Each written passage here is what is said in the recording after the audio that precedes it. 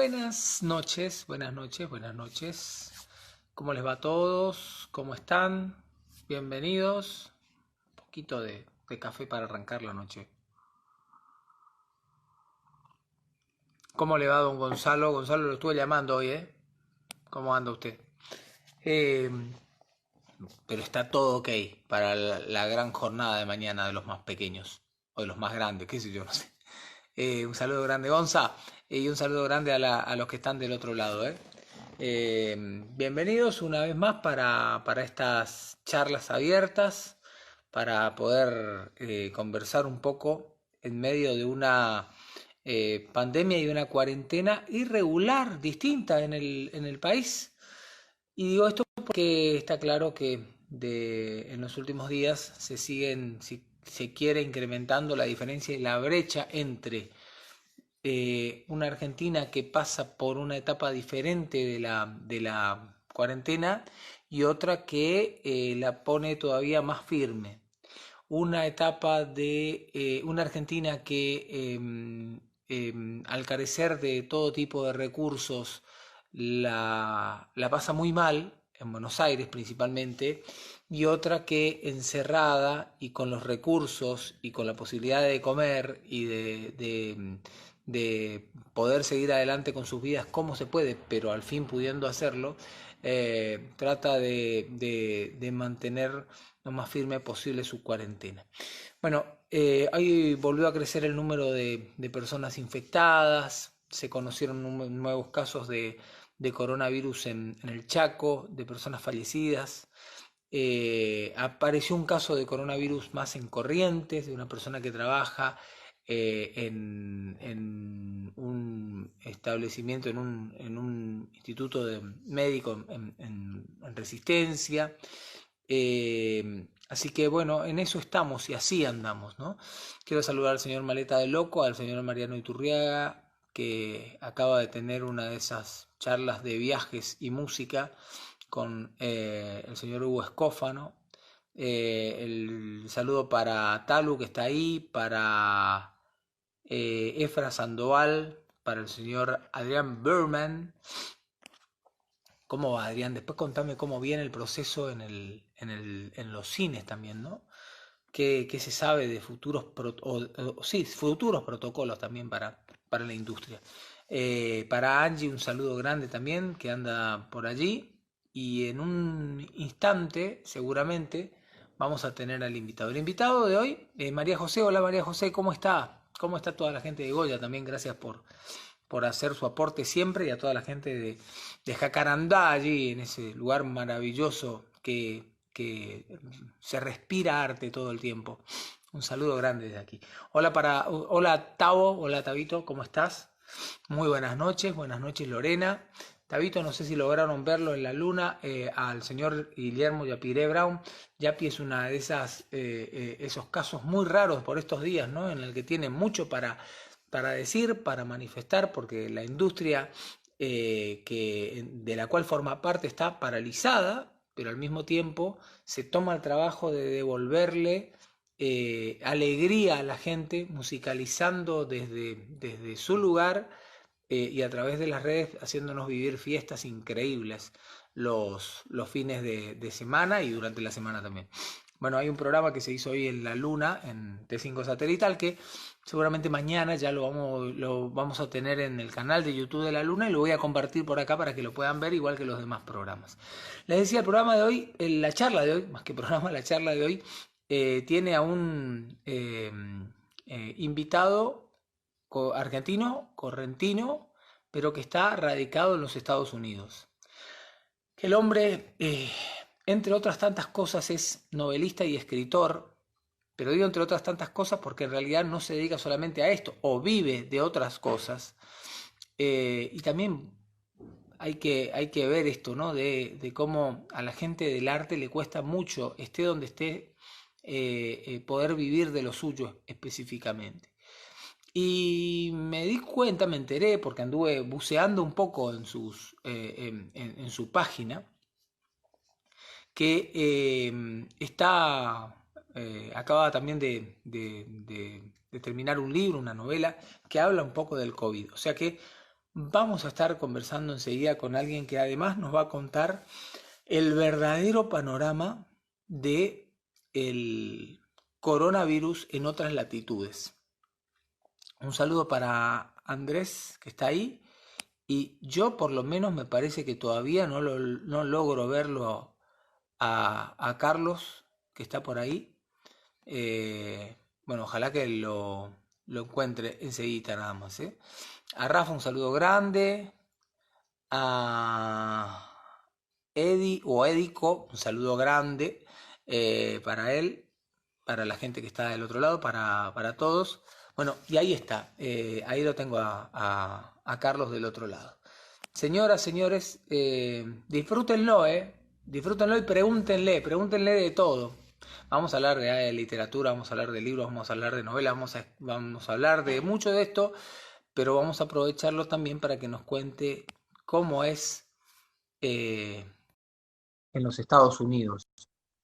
Está del otro lado, espero ya tenerlo, a ver si logramos contactarlo, a el señor Carlos Díaz Calvi, que por ahora no podemos unirlo, pero ya sé que anda por ahí, que está diciendo estoy, a ver si logramos tomarlo, Carlos, para poder charlar contigo, ¿sí? Por alguna razón es como que no podés unirte. Veremos que los que están del otro lado que saben de esto nos van a ayudar, tanto a Carlos como a mí, ¿no? Un saludo grande para el señor Sebastián Iglesias. Sigo intentando con el señor Díaz Calvi, que anda por allí. Que, insisto, estamos, a ver si ahora podemos tomar un poquito. Ahora bueno, y así del Valle que está ahí también. Ahora, señores, desde, corregime si digo mal, Carlos, pero creo que desde Houston, es así, ¿no?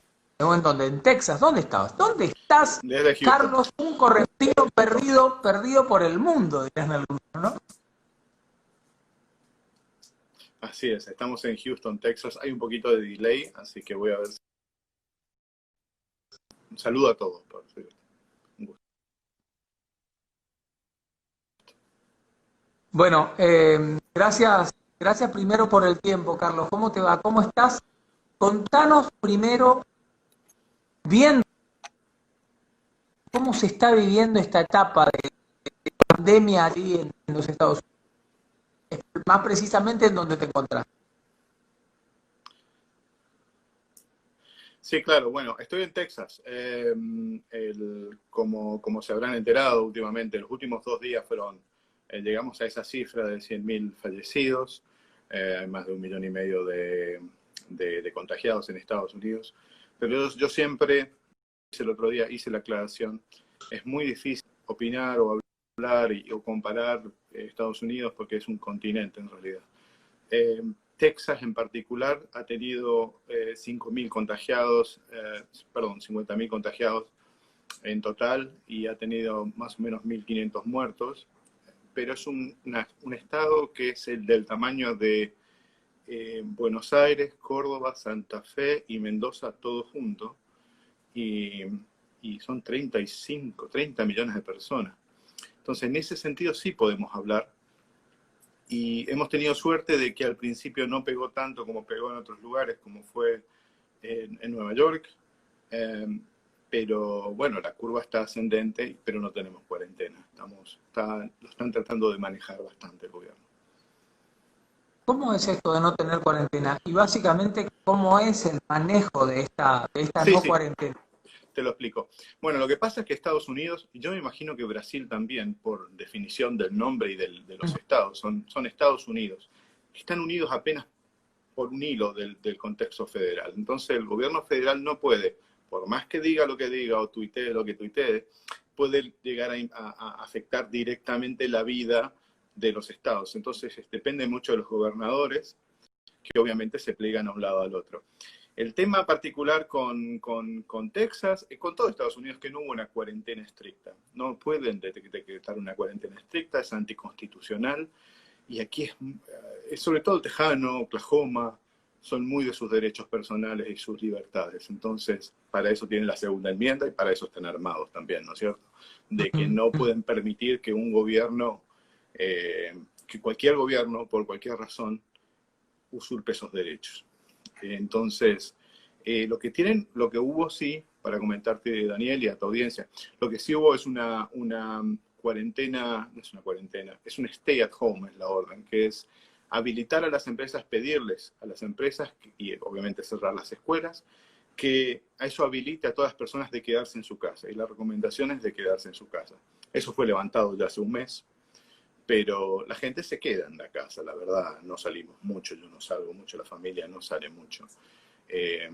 Pero se está viendo mucho más movimiento en las calles. Pero este quedarse es por decisión propia de alguna manera. Hay como una recomendación que viene dada desde el Estado, pero es casi como un sano consejo, digamos. Vos tenés Es la como, libertad claro, de... no hay forma de obligarlo de ninguna forma. No puede salir el ejército a la calle porque va a ser un problema más grave que otra cosa. Las libertades en ese sentido están muy defendidas, hacen mucho énfasis en las libertades personales en eso. Entonces sí, nosotros preferimos, la mayoría de los amigos también y la gente con sentido común que conocemos se queda en sus casas, sale al parque una vez cada 2 días a caminar, siempre con distancia social, no salimos sin máscaras, pero claro, son 30 millones de personas en un estado y hay, como yo digo, son cowboys, hay gente que piensa que ponerse una mascarilla es un asalto a sus derechos, a su persona, a su personalidad y puede afectar. Por eso hay que tener un poquito más de cuidado. Pero al margen de eso, lo que hizo Texas fue, lo que están haciendo muchos estados, es que la curva, aún con esto de stay at home, de quedarse en las casas, de que las empresas habiliten a la gente a trabajar en las casas, es que la curva se mantuvo demasiado plana. Y este es un país que no es que le sobra el gusto por el trabajo, pero trabaja mucho. Y entonces la curva muy plana y la economía al empezar a afectarse y a tener tanta disponibilidad, por suerte hasta ahora, de la parte médica, empiezan a tomar una decisión muy parecida por ahí a lo que hizo Suecia, Noruega y otros países, es dejar que la curva suba e ir manejando ese dial de cuánto uno permite que el contagio crezca. Entendiendo que es un virus y que tiene una cierta mortalidad, que la palabra horrible sería decir inevitable, pero es un virus que se va a llevar vidas, pero que se va a hacer, hay capacidad para hacer todo lo posible por las personas que caigan enfermas y lo necesitan. Carlos, vos hablabas un poco de ese espíritu cowboy que habita en el que está justamente allí en Texas. Pero digo, eh, más allá de ello, la población en sí, al recibir noticias del coronavirus, ¿cómo lo tomó? Digo, más allá de los cuidados, hay un temor, porque vos fíjate que en paralelo con el encierro, en países como el nuestro, el, el miedo es casi un impositivo, ¿no? Sí, Que ha formado parte de la comunicación permanente y ha generado bastante inconveniente. no, claro, y lo escuché por ahí. Lo que pasa es que, y lo escuché de un sociólogo, que aparte es psicólogo, y decía que el miedo solo te sirve para contener a alguien en un lugar cierto tiempo. Son 2 semanas o 3 semanas, y no suele ser más de 3 semanas, que puedes tener a la gente con miedo.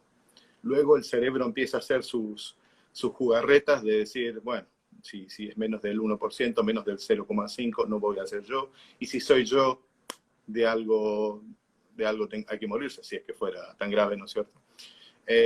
Y empieza a hacer jugarretas. Entonces acá lo que pasó es que, claro, hubo miedo, sobre todo cuando Nueva York pegó ese pico tan alto, que lo manejó lo mejor que pudo. Nueva York es muy particular, entonces no hay como dije, es un continente, Estados Unidos es un continente, desde Cádiz hasta Moscú, entra aquí, desde Estocolmo hasta Milán o Lombardía, donde pegado el pico, y Nueva York lo que tiene la característica es que es una isla muy chiquitita, donde confluyeron 5 millones de personas, muchos con coronavirus, desde enero a marzo de este año, cuando el coronavirus ya está dando vuelta, no solo en China, porque todos los vuelos de China no se suspendieron, pero también de Europa, que ya estaba con coronavirus sin que lo sepan, como se ha visto hace poco.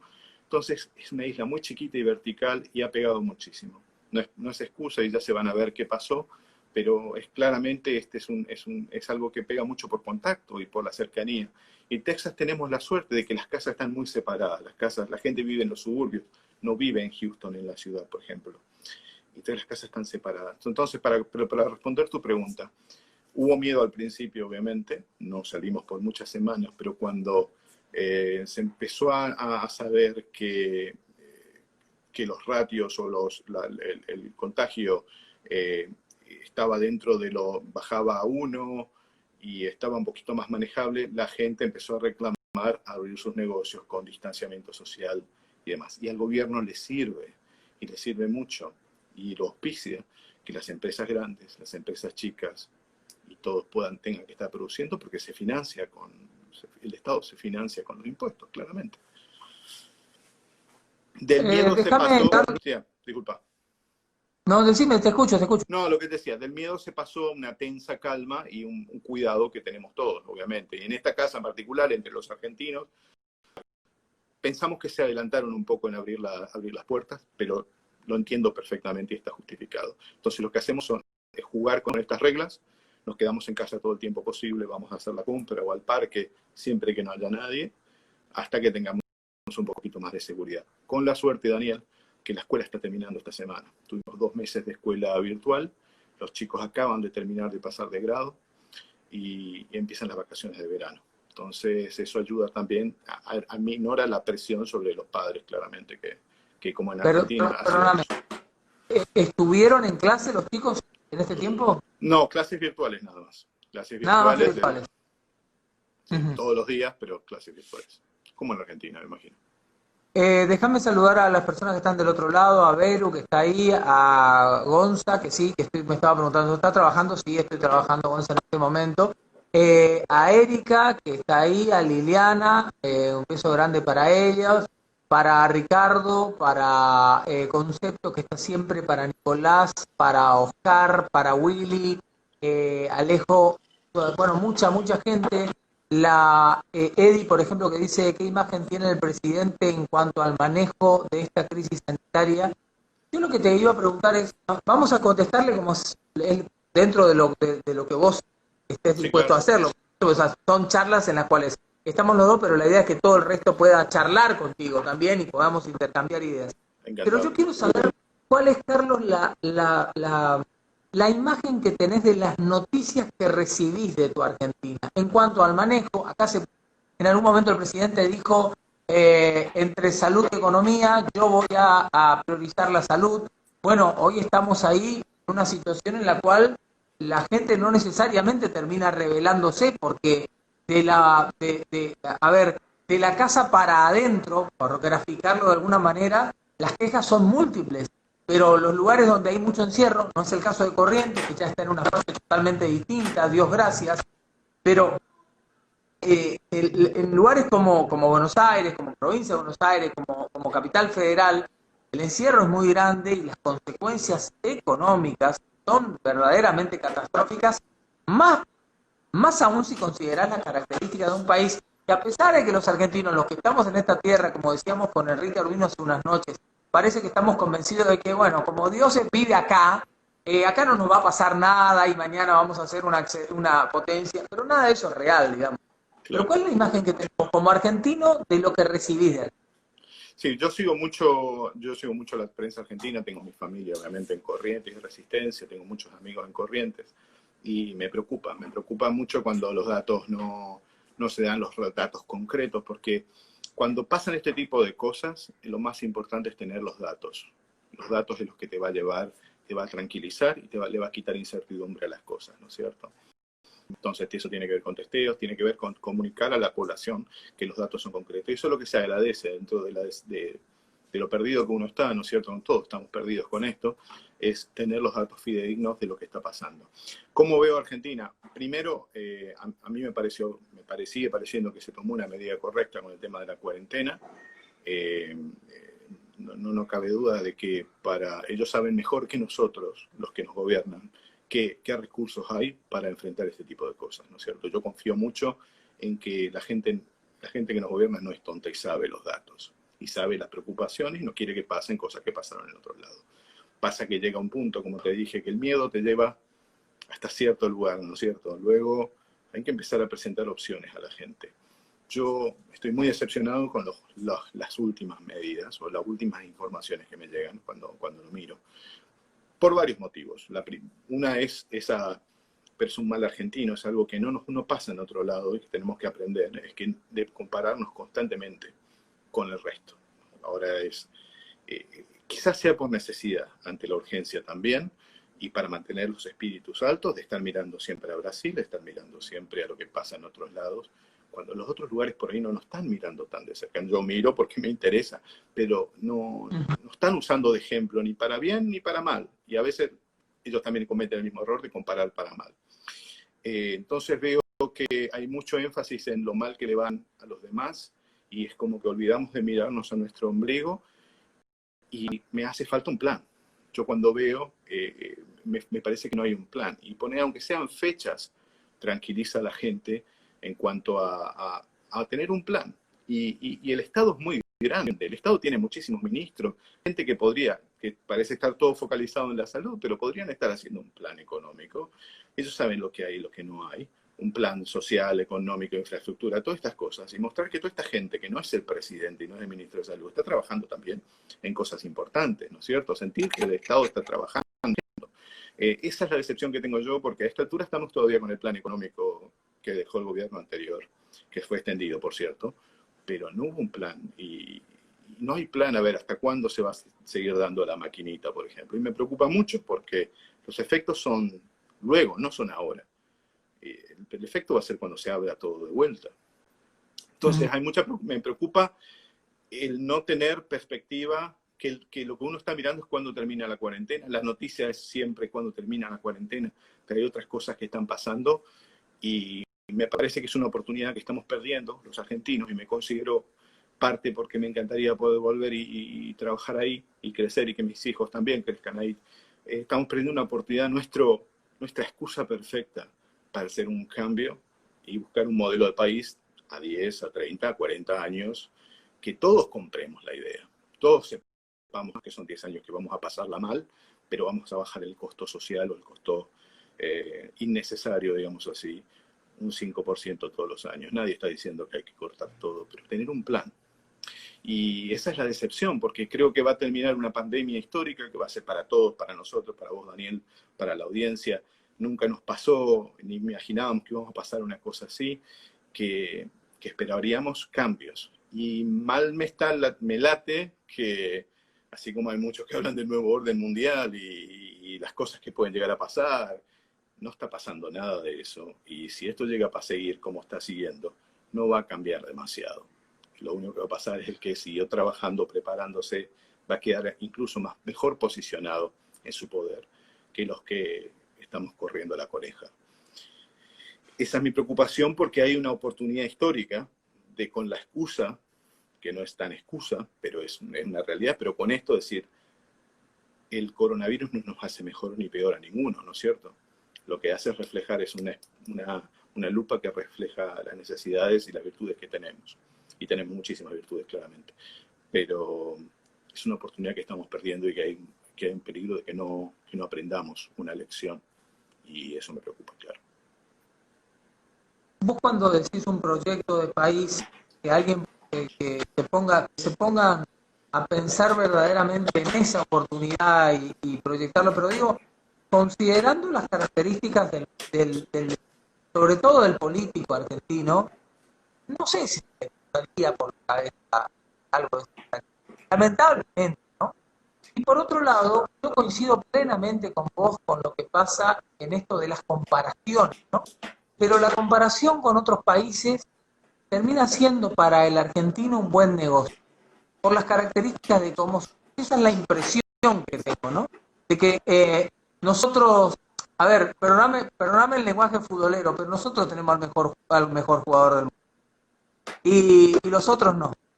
Y yo tengo el mejor, Brasil tiene el que puede ser segundo o tercero, pero el mejor juega con. Ahora, el problema es cuando el mejor jugador del fútbol del mundo no llega a la final con nosotros y tiene todas las responsabilidades y hay que apagar la tele, dejar de mirar el mundial y poner otra cosa. Ya vamos a tener oportunidad de revancha y nunca de hacer un mea culpa. Pero eso es un reflejo de lo que nos pasa en la vida. Sí, mira, y lo que pasa, la parte de comparación es muy dañina, aparte, eso lo sabemos en nuestras vidas personales también, no aporta nada. Aparte, cuando es una forma de generalizamos mucho. Yo siempre hablo de pequeñas patrias. Yo tengo un grupo de pequeñas patrias en Argentina, la más grande, pero mi patria siempre es donde sueño, donde puedan comer yo, mis hijos, y ha sido Argentina por todo este tiempo, ha sido Irlanda por 5 años, España por 5 años, Holanda por 5 años, Estados Unidos también, y está lleno de virtudes y defectos, y yo soy el primero que los critica porque es parte de mi labor, también como creador, como escritor, tratar de ver esos defectos, ¿no es cierto? Y ese defecto argentino tenemos que quitarnos. Y aparte tenemos que empezar a ver que no podemos comparar culturas diferentes, historias diferentes, modelos de país diferentes también, porque a mí me tocó vivir en Holanda y viajar mucho a Suecia, y los nórdicos tienen un concepto de sociedad, de lo que quieren como modelo de país, muy diferente a lo que nosotros pensamos que es. No es rasgarse las vestiduras ni tener el goleador. Entonces, a veces nos sacamos el pecho por Messi y todos dicen, sí, Messi es un buen jugador, pero ¿qué está pasando con el resto? No tenemos las mismas variables o los principios, si se quiere, pero tenemos que saber escuchar por qué tienen otros principios. Vemos el mundo, yo siempre digo que vemos el mundo no como es, sino como somos, ¿no es cierto? Queremos comparar todo con nuestras variables. Y me pasó ahora con un discurso que tuvo el presidente hace poco y luego, bueno, se aclaró hablando del modelo sueco, modelo noruego, con respecto al coronavirus. Y los suecos y los noruegos hacen las cosas que hacen, no porque son tontos, no porque nosotros tenemos la bola de cristal y son los que otorgan los premios Nobel, son los que tienen la misma capacidad que nosotros de desarrollarse, solamente que han aprendido durante otros años o basado en su experiencia personal y el modelo país que tienen, creen que hay un camino diferente. Y puede ser criticable, puede salir mejor o peor, pero lo hacen a conciencia. Y en el caso del coronavirus, por ejemplo, está claro que han evaluado de que la gente va a haber un número muy alto de gente que se va a contagiar, hay un grupo, lamentablemente va a haber un cierto número de personas que no van a pasar esa prueba porque es lo que pasa en este tipo de virus, y prefieren que pase ahora a que con una cuarentena, no es que pase ahora para perder las vidas, sino que pase lo que tenga que pasar porque tienen la capacidad de pelearle ahora para que no se constituyan parte de la historia del país, que sea algo que fue una vicisitud de unos meses y salimos adelante. Entonces hay que evaluar de que lo ven desde ese lado porque lo han sufrido de ese lado y porque la tercera edad, que bendita sea, y como lo cuidamos nosotros los latinos, para ellos tienen un rol muy diferente. Y me tocó vivir y hablarlo muchísimo con ellos, con los holandeses y los suecos. Allá, el que se jubila, normalmente entiende que el país se mueve por el resto de las personas que están activas. Entonces ellos se guardan en lugares, no van a la familia, que es diferente, y nosotros amamos tener a nuestros abuelos con nosotros, se separan, van a lugares preciosos que tienen con sus amigos de toda la vida, con sus parejas de amigos, y viven ahí tranquilamente. Entonces es más fácil controlar eso, y saben que la sociedad se tiene que mover, tiene que seguir moviéndose sin contarlos a ellos. Entonces se protege ese núcleo, y la sociedad se mueve y se pelea lo que se tenga que pelear. El tema es que el año que viene no estén hablando del coronavirus. El problema con una cuarentena estricta, que nos vino bien a nosotros los argentinos, es que si seguimos con tanto en apretado, cada vez que vamos abriendo vamos a tener casos, y de aquí, si esto sigue, vamos a tener casos en 1 o 2 años cuando los demás se estén olvidando. Pero somos todos epidemiólogos de WhatsApp, como digo yo, ¿no es cierto? Aprendimos más de esto en los últimos meses que demás. Entonces la comparación es un tema que hay que manejar, y no es tan fácil generalizar y hay que informarse y tener un poquito de perspectiva. Así todo, soy bastante optimista. A ver, voy con algunos mensajes, Carlos. María José, que dice totalmente de acuerdo. Hoy lo escuché a la ministra de Educación de Jujuy. Qué cantidad de creatividad, decía María José, para seguir educando a los chicos.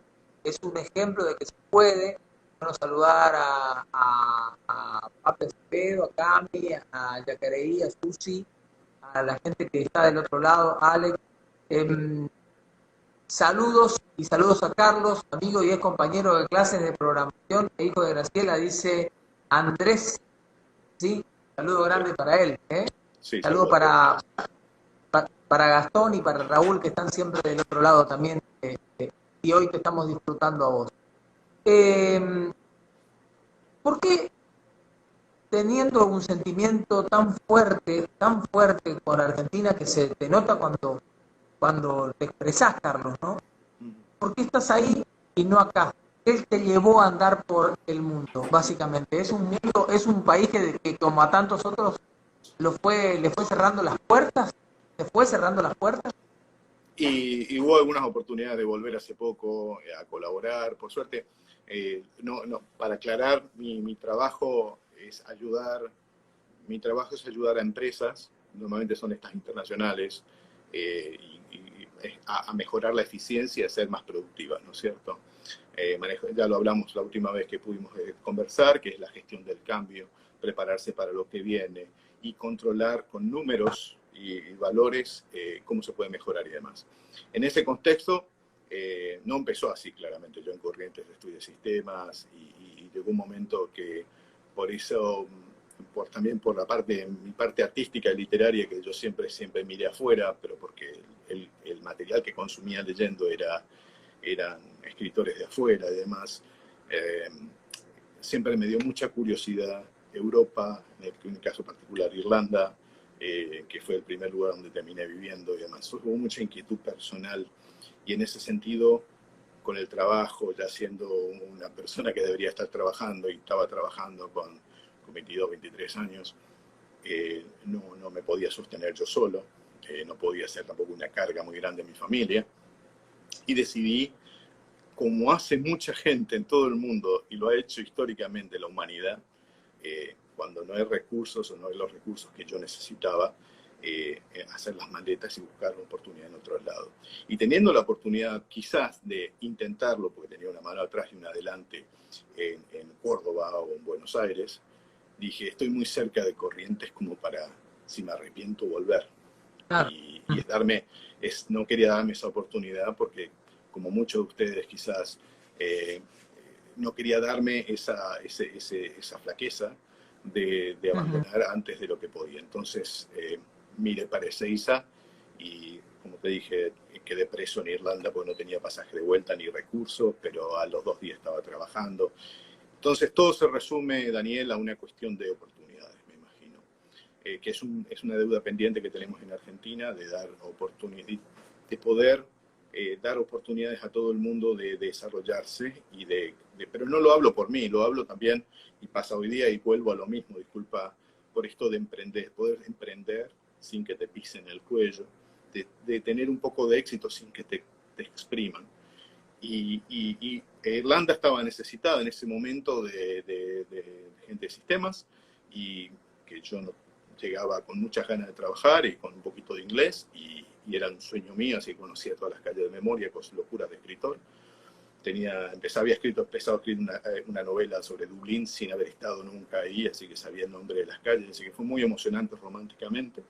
Viví ahí 5 años y luego surgió la oportunidad de España y la de Holanda. Intenté volver a Corrientes, trabajé un tiempito en Corrientes, pero tampoco se dio la oportunidad de expandirme, de aportar lo que yo creía que podía aportar, y tuve que volver a España, y de ahí se fue a Holanda, y de Holanda, trabajando para empresas multinacionales, terminé en Estados Unidos y en Nueva York, manejando uno de los fondos de inversiones más grandes del mundo en temas de sistemas. Entonces me fue llevando la vida. Hace 2 o 3 años tuve la oportunidad de volver con una oferta de volver a trabajar para el gobierno, eh, para ayudar en proyectos internacionales en la Casa Rosada y demás, pero no sé qué es lo que yo hago en realidad. Pero no se dio porque perdería la green card y estaba en juego el futuro de los chicos también, ¿no es cierto? Pero el sueño sigue siendo volver y escribir, claramente. Eh, Primero, antes de que siga con esto que acabas de mencionar, ¿quién es Gracielona que dice saludos de la pesada de mamá? O sea, ¿Eh? mi madre que no para. Ahí, ahí Que la está, bueno, un extrañamos. saludo grande. Un Saludo beso. grande para ella. Sí, Beso grande para Miriam también que está por ahí. Pero está bien que la familia, eso está bueno, ¿no? sí, Esto, sí, sí, sí, eso es lo lindo de lo que tenemos hoy, de esto que claramente. aprendemos. Ya vamos a hablar de eso también, pero dijiste una serie de cosas las cuales creo que a todo el mundo le hace ruido, ¿no? Le, le hace o nos hace ruido por estas horas el hecho de que la gente que verdaderamente debería sacar adelante todo en cualquier otra tierra, en este país le cuesta el doble o el triple, ¿no? El tipo que emprende, el que labura, el que pone un negocio, una empresa, el que cumple con su parte de la manera que corresponde, parece que para ese sector no está hecho este país o este modelo de país. Y no estoy hablando de este gobierno, ¿no? Digo, No, no, llevamos sí. mucho, demasiado tiempo así, Los errores fueron demasiado. cometidos durante muchos años, claramente, ¿no es Sí. cierto? Mira, yo lo que rescato es que, y para dar ejemplos, porque en eso sí tenemos que compararnos, ¿no? Porque en extensiones y en gente no podemos comparar, pero en la básica, en los conceptos básicos, que no son engañosos para nadie, deberíamos estar todos de acuerdo como sociedad. El gobierno puede hacer las cosas que hace este gobierno, el gobierno en Argentina, el gobierno en Suecia, en Holanda, en España, puede hacer las cosas que hace gracias a lo que le ingresa de la gente que produce. Entonces, siempre yo menciono, el otro día cuando explicaba el caso de Estados Unidos, es que tenemos acá, y Holanda es parecido y es diferente, y España, o sea, no lo hablo por Estados Unidos, hay cuatro patas. Están las grandes empresas que hay que apoyar y se les saca la parte que hay que sacarle. Las pymes, la gente que produce, que se las apoya, se incentiva y se ha apoyado con el tema de COVID y se le quita una parte razonable también en impuestos. Están los empleados que trabajan tanto para las grandes como para las pymes, los que tenemos que hacer nuestra declaración jurada todos los años de impuestos, que también se le ayuda y se le saca. Y luego está la gente que necesita. Hay gente que necesita, ¿no? Eso no lo vamos a negar a nadie. En Argentina hay gente que necesita ese apoyo del gobierno que no se le saca, pero se le da cosas para darle esa oportunidad, ese equilibrio, ¿no es cierto? Darle la oportunidad de despegar. Eso pasa acá también. Pasa que en Argentina tenemos una quinta pata, y disculpen que sea más duro, pero estoy acá y digo lo que pienso. Hay una quinta pata de gente que podría producir y no está produciendo, porque esa ayuda que se le da es más de lo que ganarían quizás trabajando, o no. Bueno, es un tema complicado, pero me ha pasado, yo lo cuento porque me ha pasado en carne propia verlo en Irlanda, y sé el tema del asistencialismo, porque Irlanda tenía un problema que necesitaba programadores y gente capacitada cuando le vino la ayuda económica. De golpe tuvo mucha plata. Y cuando tuvo mucha plata, lo que hizo fue ayudar a toda la gente que, la verdad, que vivieron bastante mal durante muchos años, a que tengan un sueldo grande, y entonces no trabajaron. Uno iba al McDonald's y estaban los chinitos o los italianos trabajando en el McDonald's porque cobraban 500 pounds, libras, 500 libras, cuando la ayuda social, si eras irlandés, era 700. Entonces nadie trabajaba. Entonces hay un esquema ahí que nosotros tenemos esa quinta pata y encima estamos ahogando las otras tres que financian. Y esa es una parte de esta cosa. Y lo otro es el costo, ¿no es cierto?, que tiene todo. No se puede hablar mal de las grandes empresas, se puede corregir cosas, obviamente, porque no hay injusticias, pero son las que financian todo lo otro que se hace. Y las pymes, tengo amigos ahí en Corrientes que tienen ideas que me hacen explotar la cabeza, y les mando un saludo porque quizás están por ahí, que pueden hacer cosas increíbles, y si el gobierno le aprieta tanto, no pueden contratar gente. Es una cuestión de presión fiscal y es una cuestión de presión laboral. Y ahí te puedo comentar un poquito, y discúlpame que salga del tema para terminar la parte esta, es el tema laboral. que yo sé, y quiero que lo entiendan todos también.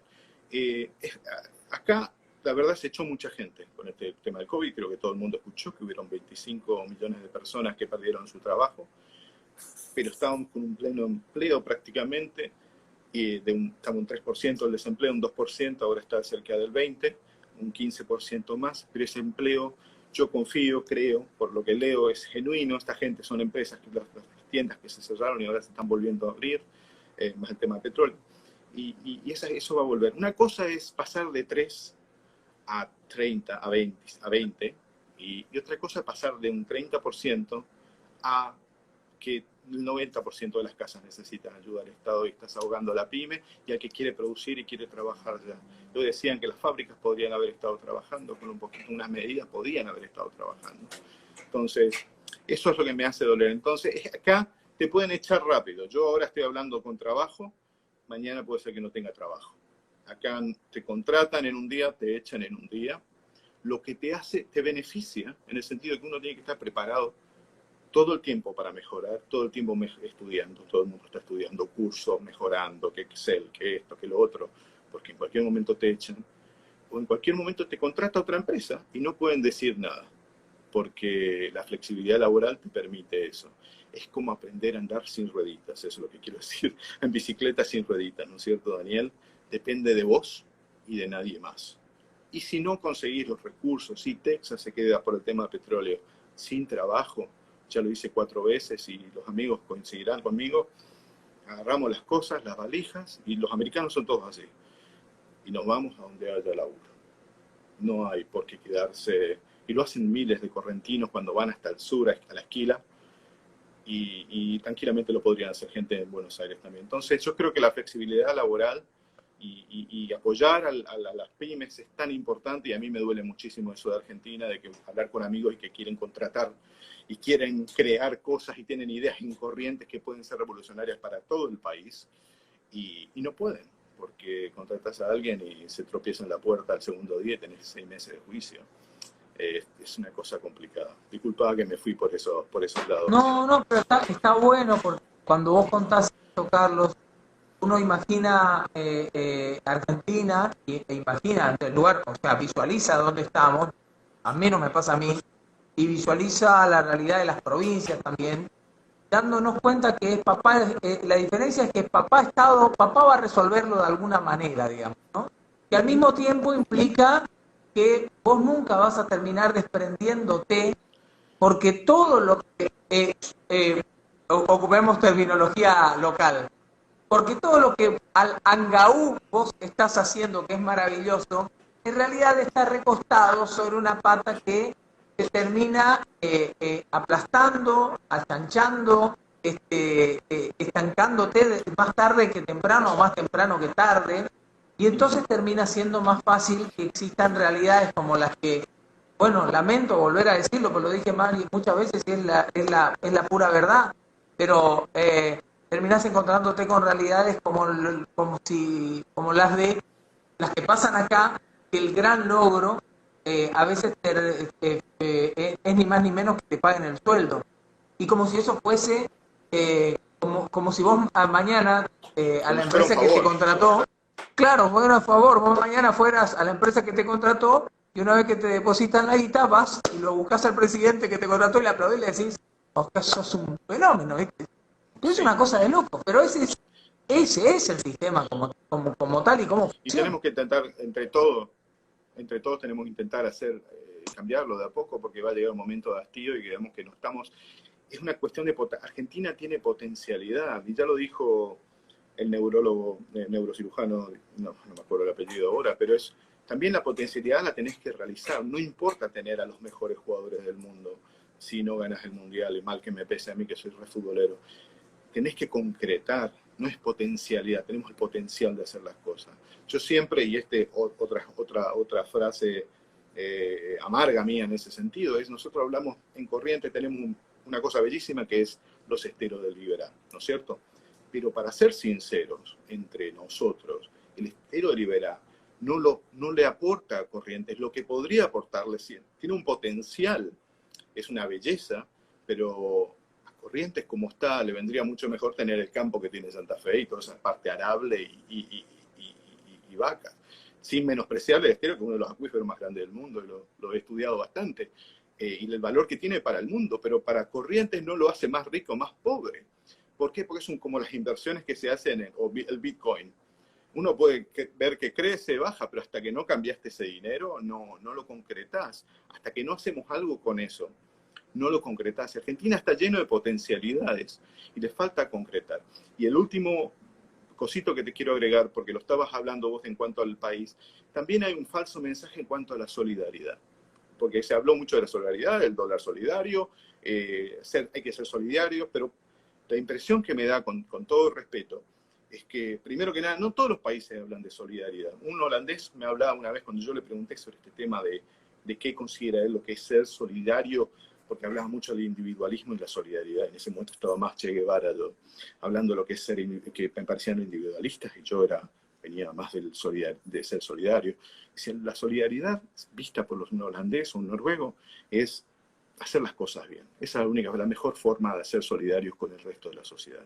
Vos tenés un trabajo, lo haces bien, sin robar a nadie, sin quitarle nada a nadie, entonces se sabe lo que se espera. Y lo otro es con verdad. En Bridgewater, que es la empresa, el fondo de inversiones más grande del mundo, la principal cosa que tenía empresa arriba de la puerta es que la verdad triunfa ante todo. Entonces, esto de presentar gráficos que no tienen escala y que comparan para pedir perdón a los 2 días, no sirve. No sirve porque no nos toman en serio nadie y ni siquiera nos tomamos en serio nosotros mismos.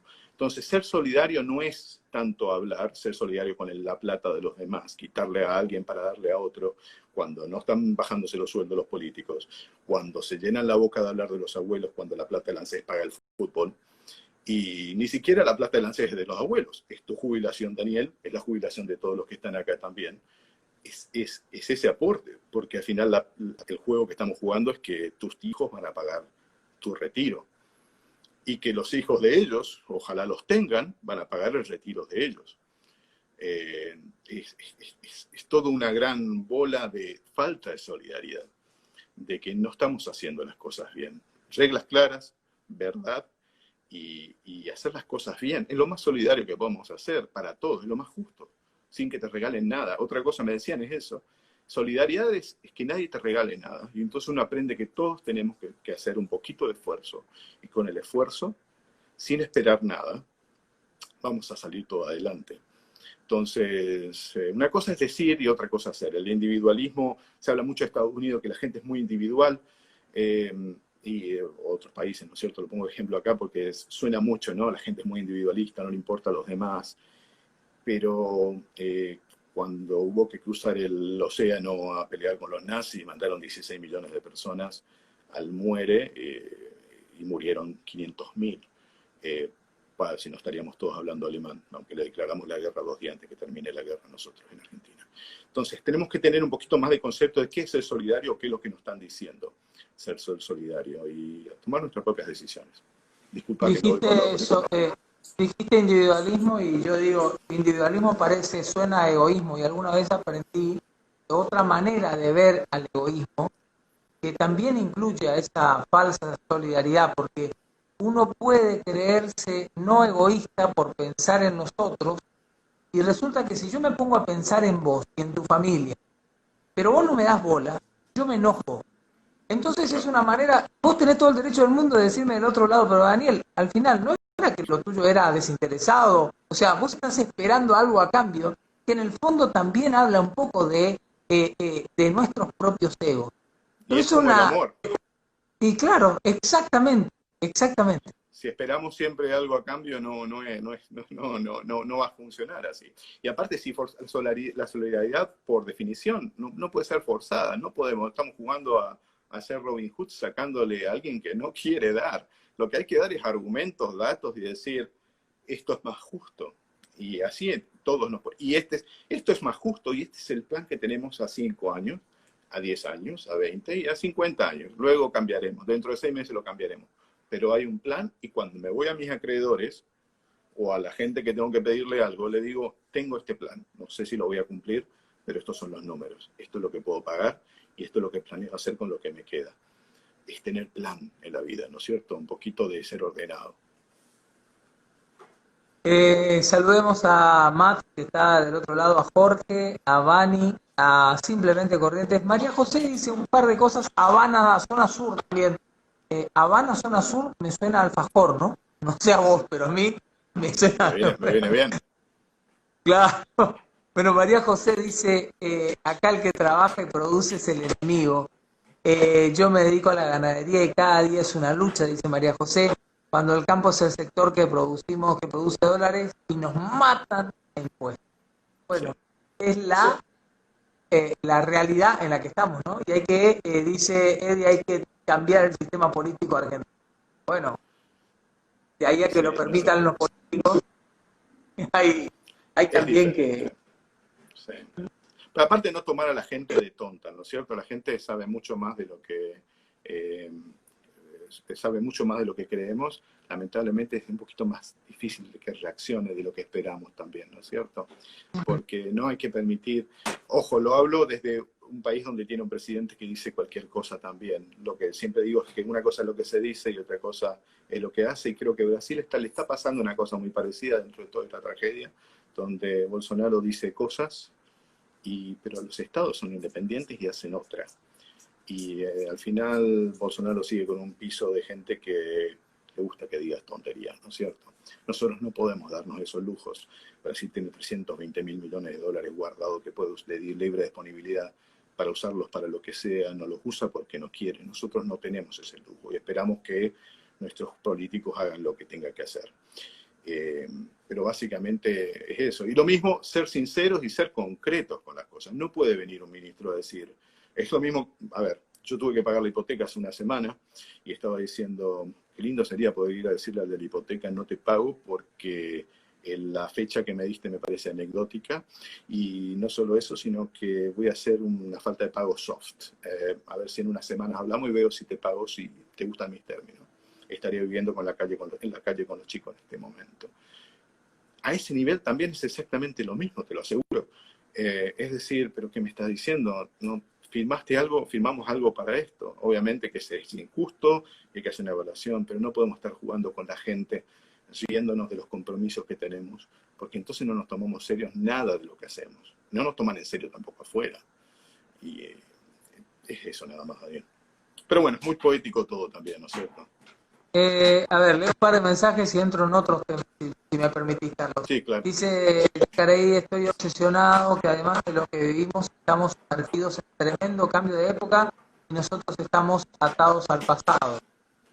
Ay, bueno, pero es el gran pasado, es el mirarnos al ombligo, ¿no? Sí, Muchas sí. veces, y nosotros, Argentina potencia mundial, ¿no? El granero del mundo, y entonces con eso, esa impresión siempre me da, ¿no? Que no quiere decir que no sea, que no tenga mucho para dar, pero es como que nosotros sí podemos. ¿Qué me importa lo que tengan los demás si nosotros somos Argentina? Vos tenés idea de quiénes somos.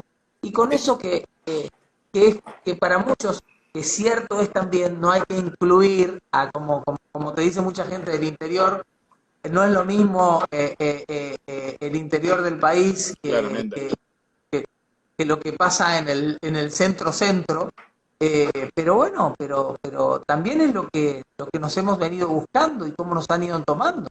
Claro. Y decía, perdóname, y decía María José, impuestos que tendrían que servir para proyectos para que la gente de la pobreza, para la gente de la pobreza y no para fabricar limosneros, que es muy triste.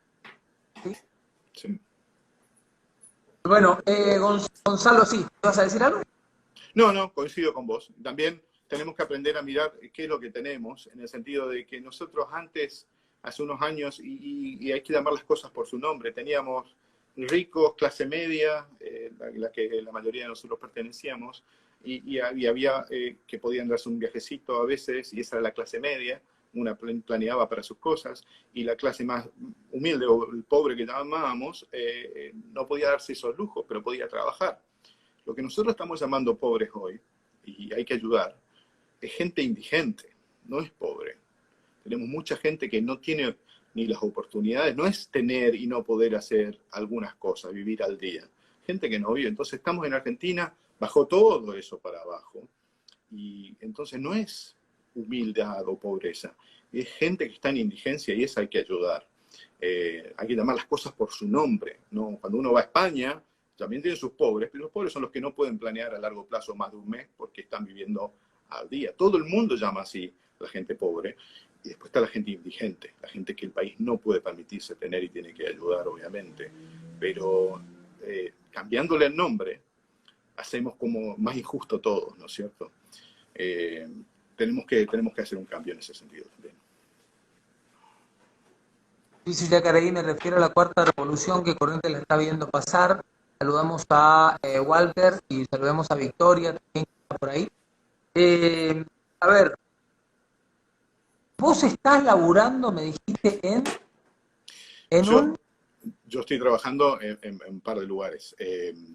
Trabajo hace 15 años, trabajo para una empresa de consultoría que ayuda a empresas a mejorar o a gestionar programas nacionales o internacionales de mejora de procesos y de eficiencia. Manejo equipos en diferentes lugares del mundo y lo que entramos son en empresas como las grandes de petroleras, no puedo dar nombre por firmas, pero okay. el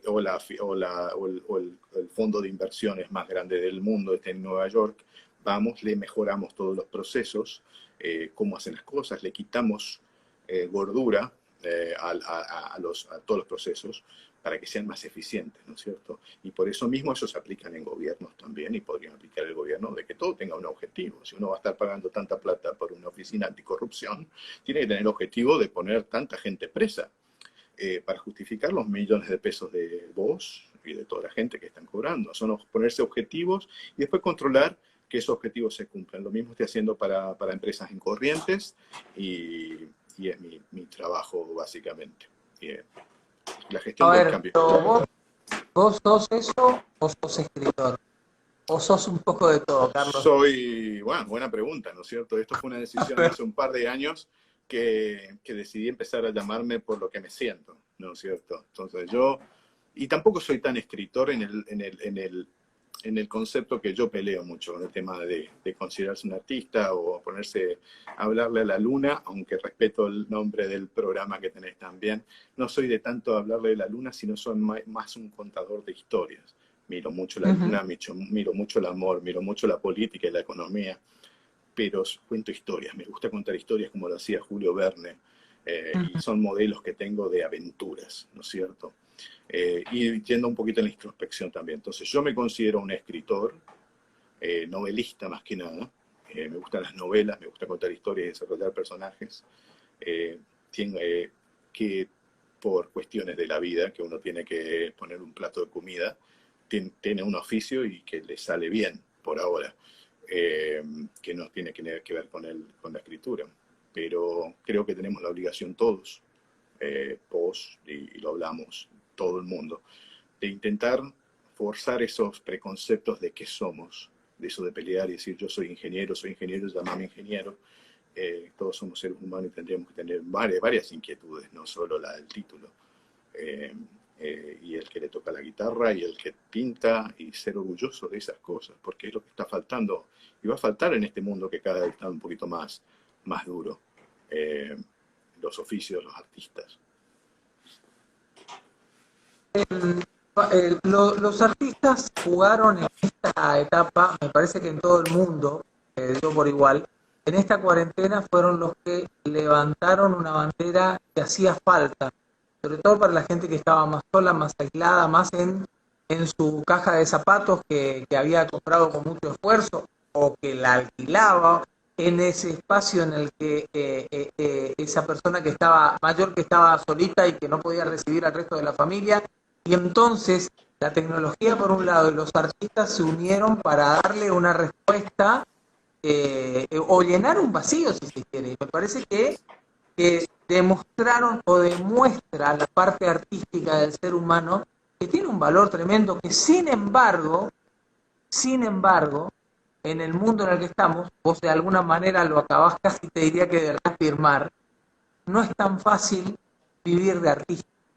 No, y yo tengo suerte lo supe muy del principio también, porque tengo amigos que se dedicaron a la música, que eran de mi misma edad, y yo veía lo que les costaba empezar. Lo que pasa que también es como todo, ¿no es cierto? Hay que ponerle mucho esfuerzo hasta... Carlos, a ver, sí.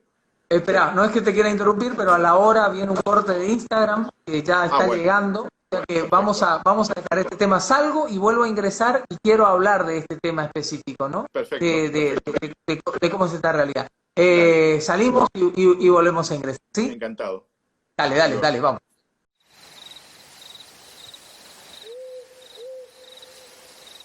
Bien, segunda parte de la charla, invitar a todos los que están del otro lado, los que se estaban sumando, a los que teníamos la posibilidad de escuchar a este correntino, ante todo para mí escritor, ¿no? Porque es un profesional, consultor que trabaja, como bien decía, para muchas empresas, ayudando y colaborando, pero ahora vamos a hablar de libros, de escritura, y bueno, lo tenemos ahí a Carlos y que por cierto yo le preguntaba, dejaba esta pregunta ahora, Lili, un beso grande para vos, dejaba esta pregunta sobre, o este especial que tocó vivir en el medio de la cuarentena y que no hizo otra cosa que reafirmar el rol o el verdadero valor que tienen y que han tenido los artistas. Sin embargo, para los artistas, el tema no es sencillo. Vivir del arte no es tan sencillo, ¿no? No, para nada.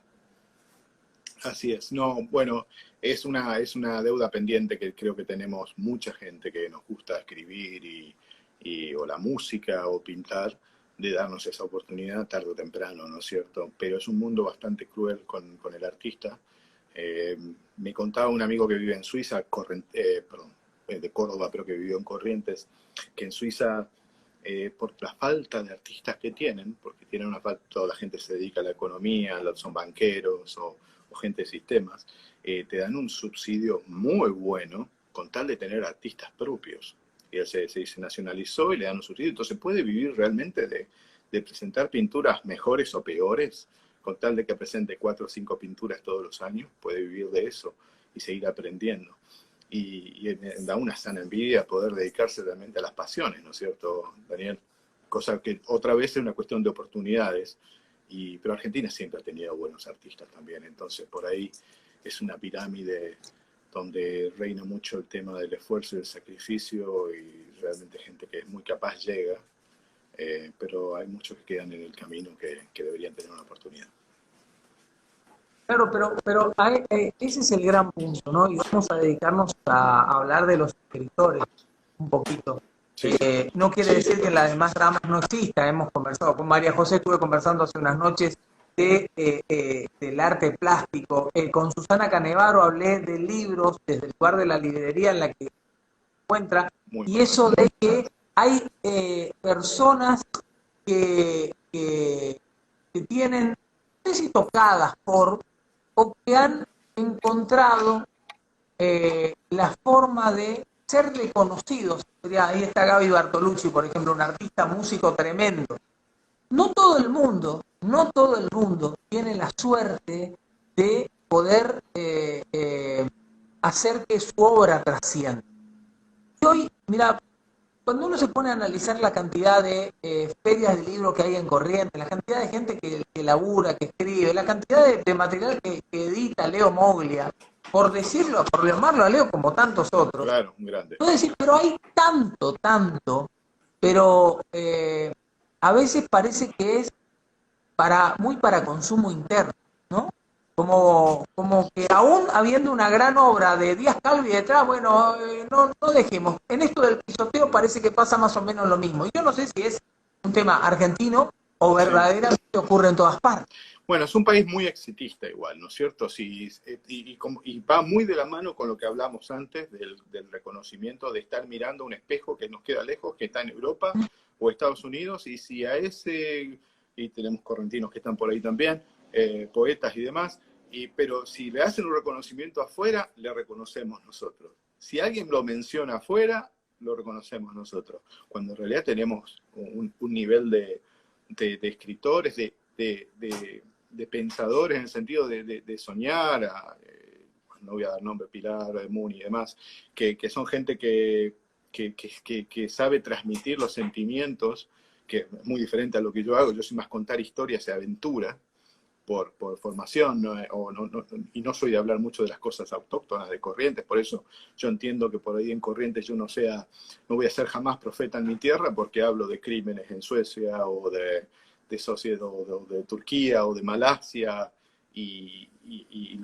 o Irlanda, pero también tengo de la Triple Alianza y había empezado a escribir sobre Gaucho Gil, también una novela, bien novela, para darle un regalo a Corrientes, pero yo entiendo que es más difícil, ¿no es cierto? Yo soy diferente a esos estilos y me parece que va a ser bastante difícil que en Corrientes se consuma mi material, pero es una lucha que hay que darla igual y me encantaría que se conozca más de las cosas que escribo. No hablo de polenta de pajaritos ni cositas de accidentes en el campo y cosas así, salvo con el gaucho, pero es todo un desafío también la audiencia, ¿no es cierto? Hay que ver si estamos leyendo tanto. Yo tengo la impresión de que el tener no reconocimiento a partir de esto que contaba puede darse básicamente porque sos de acá, ¿no? Con esto que vos afirmabas de nadie es profeta en su tierra. Es probable que si en lugar de firmar el libro Díaz Calvi, lo firmara algún italiano o un sueco, que en realidad sos vos, es probable, muy probable, que la venta de ejemplares... Y es la tentación sí. Que tengo con las novelas en inglés, por ejemplo. Ahora empecé a escribir novelas en inglés y para sacarle... está mal que lo diga en ese sentido, aunque las competencias se hacen con seudónimos, de todas formas, pero el nombre, al ser latino... Si fuera Steve Larsson de Noruega y hablo sobre un crimen en Noruega o un crimen sueco que estaba queriendo escribirlo otra vez porque me encanta esa zona, he estado muchas veces y me interesa los crímenes nórdicos, que hay muchas series en Netflix igual para los que les gusta esa rama, y me encantó escribir sobre eso, pero claro, soy Carlos Díaz, no soy Steve Larsson. ¿Quién va a comprar algo de un argentino que ni siquiera vive ahí? Entonces, por más que sepas o no sepas o hayas investigado, y me pasa mucho eso, entonces me lo planteo. Tuve la suerte, fíjate vos con el tema de seudónimos, que bueno, yo tenía escrito un par de novelas, pero nunca le había dado mayor importancia, más allá de lo personal, son hijos también, ¿no es cierto? Las novelas, todo lo que uno crea. Pero mi mujer tuvo la idea de enviarlo a un concurso nacional en el 2006, y bajo su cuenta, y gracias a usar seudónimos pasó una cosa rara. Mandé 2 novelas entre 500 y el jurado, que era Ernesto Sábato, parte del jurado, eligió las novelas que más le gustó, y tuve la suerte que las 2 novelas con diferentes seudónimos, compitiendo con gente que tenía mucho publicado, fueron elegidas entre las 10 mejores. Obviamente no gané, ganó la que tenía que ganar, que eso es una cuestión, no es como en la lotería, es cuestión de calidades, y así pude tener esa certeza y esa tranquilidad de que por lo menos lo que escribo le gusta a alguien. Es una especie de reafirmación que a todos nos hace falta, sobre todo cuando nos dedicamos a esto, ¿no es cierto? Me sorprende de vos, que conozco mucha gente, me incluyo en muchas cosas del día a día, no necesariamente en la escritura, pero en muchas cosas del día a día. Me sorprende que llegada la hora de la definición, en la recta final, vos, por ejemplo, hagas mención de que ganó la que tenía que ganar. ¿Por qué no puede ganar la de Díaz Calvi? ¿Por qué hay un punto en el que lo de Díaz Calvi parece que está... Por Díaz Calvi dicho, yo te estoy escuchando, eso ya te lo escuché alguna vez cuando conversamos en la luna. Digo, ¿por qué no puede ganar lo que para Díaz Calvi está verdaderamente bueno? Sobre todo en tiempos como que vivimos, Carlos, que uno no puede medir la vida por que sufrimos esa tentación de andar rodeados de tantos likes y de tanto de... Mira, a mí me ha ocurrido más de una vez con un programa de televisión de gente que me decía, me encanta lo que haces en tal lugar, y me comentaba, o sea, yo profundizaba un poco, ahondaba la charla con esa persona, y me comentaba algo que yo había producido 2 años atrás. Yo le seguía de alguna manera la charla, yo ya no estaba en eso hacía rato, pero la gente me comentaba, y es como parte de el necesario cumplido, ¿no?, que la mayoría de la gente hace. Ahora, ahí es donde aparece la importancia del individualismo, egoísmo dirán algunos también, puedo decir, bueno, yo creo verdaderamente que lo que hago está bueno, ¿sí? No, no, claro. Sin mirar para tanto para el costado, sin dejar de valorizar a los demás. Pero creo que hay que, a ver, yo destaco y rescato el valor que tiene un tipo como vos en el lugar en el que está, seguir soñando, proyectando, escribiendo y, e imaginando historias que verdaderamente empiezan a resultar atrapantes desde, mirá, yo no leí tus libros, pero empiezo a revisar las cosas que de alguna manera anticipan cada una de las obras, y vos decís, la pelota, ¿de dónde saca este hombre estas ideas? Bueno, es ese valorar, que no sé si necesariamente el escritor que está conversando conmigo lo tiene del todo, ¿eh? A veces me pongo a dudar cuando te escucho. Bueno, lo que pasa mucho es, no, bueno, en ese caso particular, en ese caso no soy muy humilde con las dos novelas, esas son mis hijos, y fueron probablemente las dos novelas las mejores que las escribí, estoy muy orgulloso de ellas, aparte me tomé mucho trabajo y estudio en hacerlas. Digo que ganó la mejor porque la que ganó era excelente y yo no le había puesto ni la corrección ni el trabajo como para cerrarlas. Luego fueron publicadas en Argentina y fueron publicadas en España, así que tuve mi premio personal de verlas ahí, pero digo que, no, que había una que era muy superior claramente, pero estar con dos novelas entre 500 cuando nunca había pasado del mismo escritor, fue un premio nacional, estuve muy orgulloso. Ahora, pero contestándote lo que vos estabas diciendo, sí, claro, pasa que no me puedo dedicar todo el tiempo que me encantaría dedicarme a escribir. Entonces estoy esperando ese momento en que me jubile o me retire de esto de la obligación diaria de las 8 horas y para poder dedicarme a full a escribir, porque historias tengo todas por la mitad en la cabeza y las 10 novelas escritas. Pasa también que es un disfrute muy particular los que escriben tienen que saber, aparte de empezar, en caso de las novelas, porque son largas también, y los personajes uno piensa que van a hacer una cosa, porque yo diagramo las novelas pensando qué es lo que va a pasar con los personajes, cómo me gustaría que se desarrollen las relaciones que armen, hasta dónde llegan sus arcos, dónde dejan de existir. Pero luego cuando uno empieza a escribir y le da una personalidad, el personaje cobra vida y hace cosas que hace ese personaje que cambian toda mi historia, la que yo planeé, porque tiene una personalidad que ya le di de entrada que no puede cambiar. Puede cambiar porque hay un momento de cambio personal, pero no es cuando yo quise, no es que se pudo enamorar de este otro personaje, porque la verdad que lo que viene escribiendo es una persona que jamás estaría atraída por este personaje tan extraño. Y entonces cobran vida y es muy disfrutable como ver cómo la historia es de los personajes y uno solamente está acompañando y agregándole momentos y lugares para que puedan contar su historia esos personajes. Es algo muy, muy, muy, muy romántico en cierto sentido y real para el que no lo hace, pero me imagino que todas las otras ramas artísticas tienen algo de eso, donde la obra se apodera de uno y uno al final es simplemente un conductor. Este tiempo, mencionaste recién de alguna manera, directa o indirecta, mencionaste el estar esperando poder tener todo el tiempo para que verdaderamente salga ese escritor. Ahora, este tiempo por el que andamos todavía pasando, ¿no fue también un cachetazo como para entender que a la vida no hay que hacerla esperar tanto, a las cosas que verdaderamente nos mueven, no hay que hacerlas esperar tanto?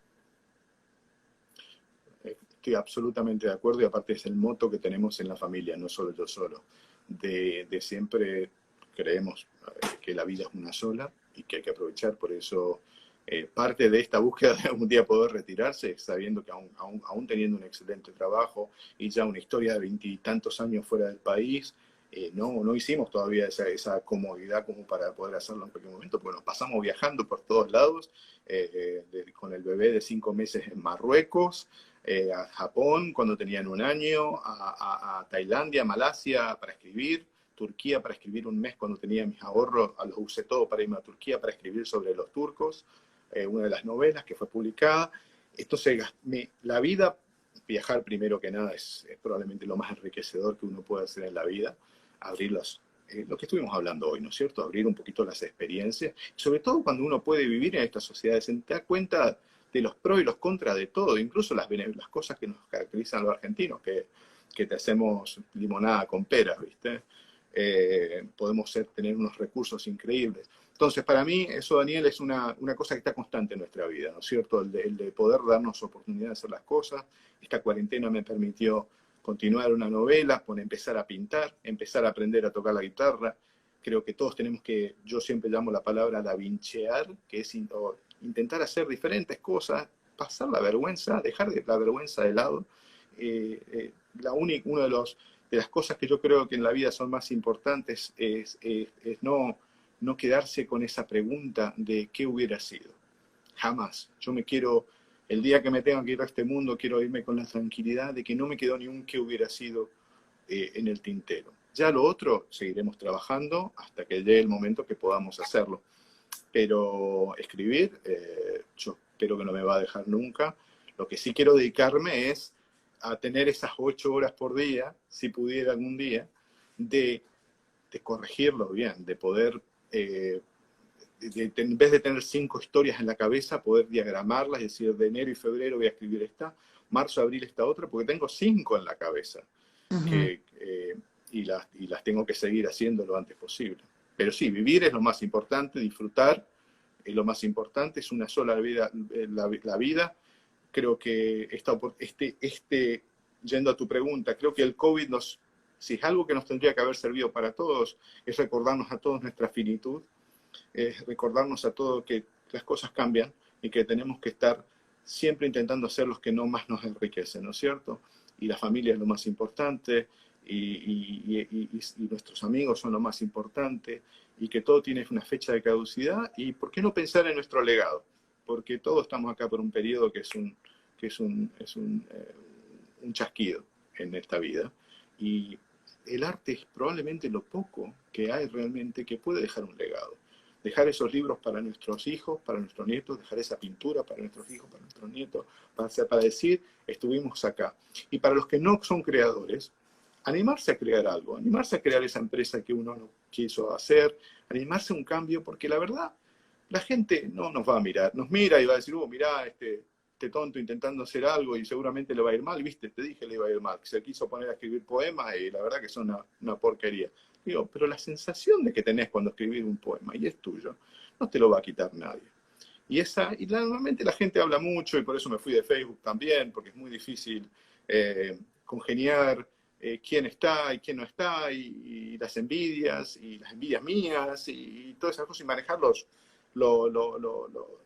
sentimientos, ¿no es cierto?, de querer mostrar que uno muestra la mejor versión que tiene, y uno muestra cuando está de viaje, hay gente que la está pasando mal, y hubo una vez un amigo que me dijo, Carlos, la verdad que me encanta, me hace feliz por vos que puedas hacer esos viajes, pero obviamente no pongo fotos de mi hipoteca, ni pongo fotos de cuando los chicos estaban enfermos en un hospital.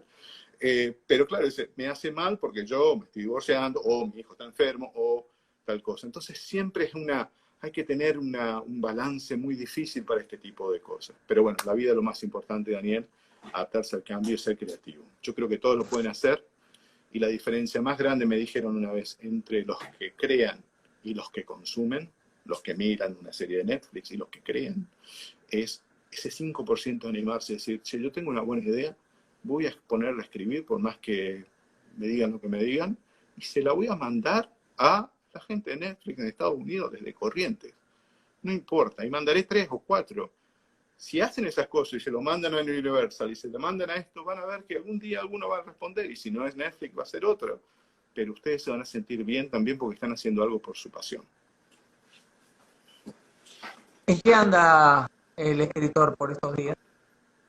Por estos días, bueno, estamos, como habías comentado vos, había empezado a escribir una novela ya en enero, en inglés, la primera novela en inglés. Tenía otro libro en inglés, que es más de management y gestión del tiempo para todas las personas, pero es lo que hago en las empresas, pero para la parte personal está en inglés también. Pero había empezado a escribir una novela sobre un mundo futuro, lo que sería el futuro de la sociedad. Esto empezó en enero, diciembre del año pasado, con esto de las cámaras que están por todos lados, China tiene un problema, no es un problema, pero bueno, es una cosa que está pasando, que hay cámaras, bueno, en Tigre y en Buenos Aires también, ¿no? En cámaras en todos lados, cada vez con mayor calidad, y pueden ver a las personas. Entonces es una sociedad donde con esto de las criptomonedas y los bitcoins y demás se hace todo más anónimo, los bancos, y uno tiene que cuidar mucho la privacidad con máscaras. Y coincidió con esto lo del COVID, que toda la novela mía se basa en la sociedad que por mantener una privacidad, la estudié mucho con gente de criptomonedas y demás, porque tiene un tema de mercado de criptomonedas y asesinatos y una sociedad rota, de andar con máscaras para no ser reconocido por las cámaras y no nos estén bombardeando con publicidades porque saben todo. Google sabe todo de mi vida, Facebook sabe todo de mi vida, Twitter sabe todo de mi vida, ahora Instagram sabe todo de mi vida. En un futuro, ¿cómo se llama? En un futuro que puede no llegar a ser, la verdad que las publicidades que podemos llegar cuando uno va caminando por una calle es que te están diciendo, Daniel, tu hipoteca la puedes pagar 3 días antes si venís con nosotros, o te estás quedando sin huevos en tu casa, venía Super X, que tenés los huevos, tenemos promoción de huevos, si vos presentás que los regalamos a vos. Todo puede ser muy tarjetizado. Entonces había pensado en esa distopia, y con esto del COVID me dio la pauta para no solo seguir trabajándola, sino agregarle un factor más, que es el miedo a todas estas pandemias y demás que se seguirán a repetir, como pasaron también en la historia de la humanidad, y hemos salido mejores. Estamos acá gracias a toda esta gente que sobrevivió pandemias anteriores, así que soy muy optimista. Pero la novela es de esto, y ya están los 4 o 5 primeros capítulos, están para descargar, cualquiera que lo quiera probar su inglés, y creo que la novela va a estar disponible en unos meses más, está en corrección. Está terminada, está en corrección. ¿Quién se encarga de pegarle la segunda lectura que no es la tuya, Carlos? ¿Qué? ¿De Ah, corregirla? Eh, de corregir.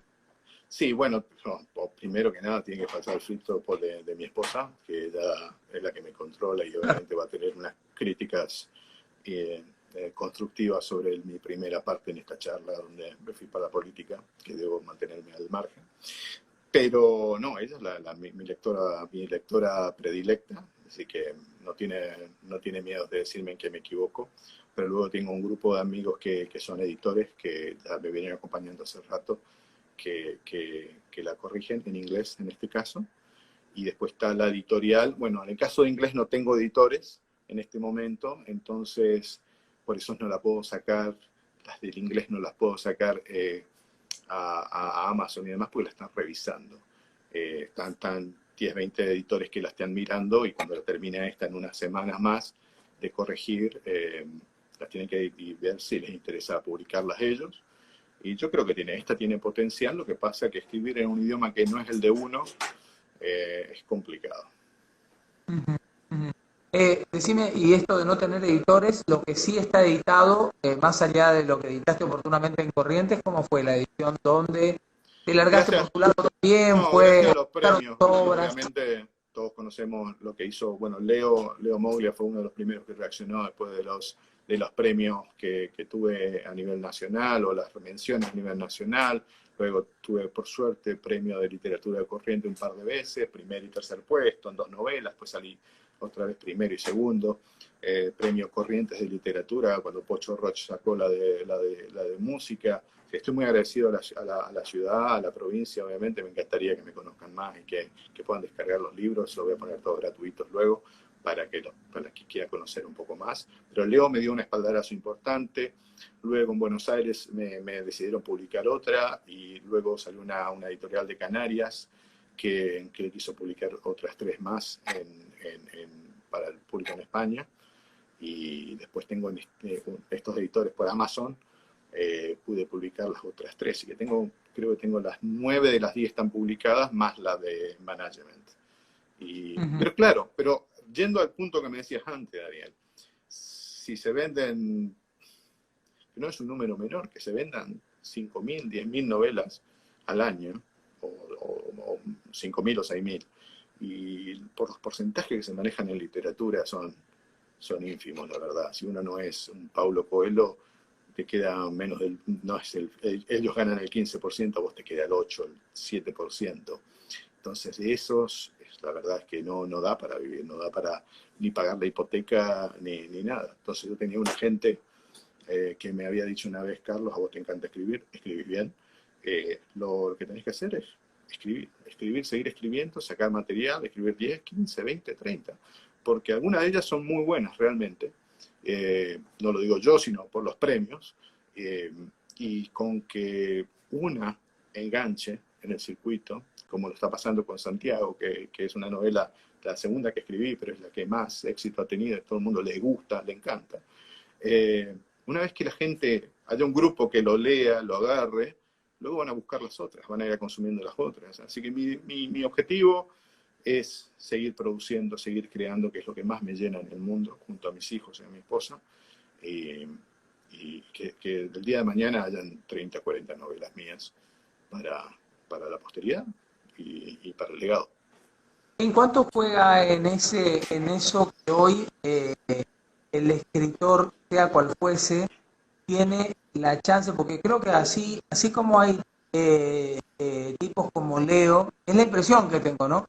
Tipos como Leo que van en busca del escritor que verdaderamente tiene un potencial y lo quiere apoyar y lo palmea o le da los golpes necesarios como para que siga adelante. También me da la impresión en esto que hay mucho editor que está pensando exclusivamente en el negocio y mucho escritor que también no lo ve mal, digamos, esta historia de decir, bueno, mira, la verdad es que yo soy Carlos Díaz Calvin, sé que puedo venderme, no sé, 200, 300 libros en un círculo determinado, mandaré a la gente de Netflix, porque me parece que... Pero mientras tanto, esto me servirá como para que con mi familia hagamos la mudanza de Texas a tal otro lugar. ¿Cómo ves esa historia en el que en la Bueno, que mezclan, ¿no? Un poquitito como todo, es un lo negocio. comercial. Sí. Es un negocio cruel y la verdad, bueno, es un negocio primero, así que no soy yo, así como no soy epidemiólogo para hablar de otras cosas y lo intento, pero no puedo opinar mucho de lo que es el negocio de la edición. Me encantaría que me estén golpeando la puerta para publicar más novelas. Por suerte tengo la mayoría publicada por otra gente. Pero yo entiendo que es un negocio y un negocio que pasa mucho también en la televisión argentina, y cuando uno escucha a los artistas en la televisión argentina quejándose de los paquetes de afuera, obviamente si hay libros que vienen afuera, vienen mucho más baratos, son novelas realmente buenas, y entonces es muy difícil competir con eso. Por eso me estoy animando yo a competir con ellos en otro lado. Lo otro también es que yo no, creo que tenemos un problema de que no se está leyendo mucho en nuestra región. Le hemos perdido ese amor a la lectura. Y no sé, en España se lee un poco más, hay un poco más de costumbre, hay más resaltamiento al artista, al que escribe también, y hay más apoyo también de la nación. Probablemente no le puedo pedir más, obviamente mucho menos Argentina, que no estoy ahí, de algo que tiene que solucionar temas mucho más importantes. Pero bueno, yo creo que mi obligación como creador es seguir creando y construyendo historias, porque son las que entretienen a la gente, las acompañan, y algún día pueden darme esa oportunidad de vivir de eso. O, y si no, escribiré columnas y escribiré otras cosas, ¿no es cierto? Pero Corrientes en particular a mí me atrae. Yo el libro que tengo de la Triple Alianza, que fue publicado por Moglia, yo tengo entendido que hasta en algunas escuelas se estuvo comentando, porque la intención era esa. Me basé al mirar una película americana que se llamaba Cold Mountain, que es que era, bueno, montaña fría, obviamente el sobrenombre, la traducción será diferente en español, pero hablaba de la guerra americana acá, y cómo ellos novelan todo. Y nosotros de la Triple Alianza teníamos solamente libros de historia que dicen el 15 de marzo de 1860, el general tanto fue y murieron 6.000, ganamos, y los otros murieron 8.000. Y son sumamente aburridos para los chicos leer eso. Entonces las historias noveladas, lo mío es novela histórica. Pongo un personaje que no existe, que no existió, en un entorno que sí existió, con charlas que sí existieron basadas en los libros de historia, pero le hago interactuar y escuchar esas partes. Vivir vidas que vivieron y darles vida propia, que reflejan, hay escritos de cómo Mitre Bartolomé Mitre llegaba al campo de batalla y era el primero que se ponía delante de toda la tropa, cosa que casi nadie hacía, menos Napoleón y toda esta gente que se iba arriba de una colina. Y Mitre es como se ponía al frente y todos decían la misma cosa, que tenía demasiado valiente para lo que tenía que estar haciendo. Y entonces poner a alguien al lado, cerca de Mitre, y tratar de convencerlo de que no lo haga, que era, y escuchar las razones que Mitre dio realmente sobre por qué él quería ser el primero, le da más humanidad a esos personajes históricos. Y ese es lo que quiero dar, ¿no? Quiero revivir, en ese momento estoy reviviendo vidas, ¿no es cierto? Pero sí, es un negocio muy cruel, y cruel en el sentido de que no es algo que está sobrando como sobra gente y sobran oportunidades, pero la obligación que tenemos es seguir insistiendo. Cuando hablabas recién se me venía alguna canción, una canción que seguramente la por popular la conocemos, que tiene rasgos rosarinos y que es La vida es una moneda. Yo digo que hoy por hoy la vida es una novela y que hoy metiéndonos en la parte comercial, yo ando mucho buceando por lo que hoy hace el marketing de las emociones, ¿no? Y lo que hace el storytelling, que me parece que son herramientas que vos hoy, sin dudas, las necesitas ocupar, estés donde estés. Humanizar las marcas es algo maravilloso. Y, y sin lugar a dudas, si la gente las termina consumiendo las historias, es porque en cada uno de nosotros hay un lector, ¿sí? Hay alguien que tiene ganas de volver a escuchar esas historias, agarrar esos libracos que teníamos de cuando éramos chicos y dejar que la imaginación nos lleve hacia cualquier punto, ¿no? Yo creo, Daniel, que hemos sobrevivido como especie gracias a contarnos historias, porque antes no había literatura y había siempre el viejito de la aldea que contaba las historias, pero estaba la historia de lo que había pasado, o trataba de, como vos decías, hacer un storytelling, de crear una historia para comunicar algo. Y eso las empresas de marketing, y ahora que me lo decís, me trae mucho al pie, porque es de lo único que puedo utilizar de mi faceta de escritor y artística y de tratar de crear o de mirar cosas que han pasado, que es lo que más enriquecedor de todos estos viajes, de haber vivido en diferentes lugares del mundo, es poder juntar anécdotas, como te di la de Irlanda, hay muchísimas sobre los turcos, sobre demás que a mí me han contado y me parecen apasionantes, y Corrientes tiene muchísima también de folclore en ese sentido. Entonces, lo que a mí me diferencia de otros en mi empresa, dirigiendo los equipos que estoy dirigiendo, es que yo le doy ejemplos de esto, como decirte, de lo que decíamos, de andar, es como andar en la bicicleta con rueditas, el tema laboral, y dar ejemplos de cómo lo solucionan otros países, y cómo Singapur, por ejemplo, tiene un plan a 40 años publicado, a 20 años y a 40 años publicado, y que toda la sociedad se lo tiene que aprender, y a los chicos se les toma examen en secundaria, en primaria, que entiendan que ese, en primaria más achicado, más adaptado, pero en secundaria toman examen de que entiendan que ese es el plan que tienen como nación, de lo que van a hacer como sociedad. Y cuentan historia. Y el ejemplo más práctico que tengo, que me lo dijeron una vez, y lo viene de Simon Sinek, que lo uso mucho en el laburo, que da el ejemplo del marketing y la storytelling, es por qué Apple sigue teniendo el éxito que tiene cuando Samsung y otras empresas siguen sacando teléfonos que a veces superiores, para los que saben que no soy yo, a veces los teléfonos son superiores en cámara, en prestaciones y demás a los de Apple, pero Apple sigue vendiendo, no sé, 50, 60 millones de... No quiero mentir el número porque no lo tengo, pero sigue siendo el número uno, por lo menos acá en Estados Unidos, y vende teléfonos a un costo increíble, de caro. Y el tipo lo explicaba de una forma muy interesante, que es que los otros productos, bueno, Apple sabemos que tenía, en vez de Steve Jobs, tiene una forma de contar la cosa y de que uno lo sienta como que lo necesita, ¿no es cierto? Eso es lo más básico. Pero cuando uno desgrana un poco, cuando uno ve una publicidad de Samsung y demás, te dicen, este es el nuevo teléfono X, con este vas a poder hacer tales cosas y lo necesitas. Cuando Apple crea una historia alrededor de eso, te va primero al sentimiento, te explica primero cómo te va a hacer sentir. Lo otro te dice el teléfono, las prestaciones y qué es lo que vas a sentir al final. Vas a poder sacar mejores fotos y tus amigos van a estar contentos. Cuando Apple lo hace al revés, te dice, porque necesitas comunicarte mejor. porque necesitas conectarte con la gente que te necesita y crear, ser creativo y que tu espíritu no muera.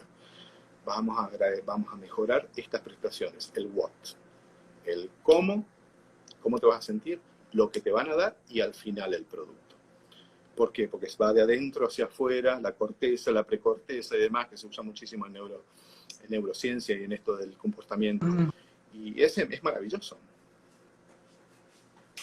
Carlos, para ir a poquito finalizando,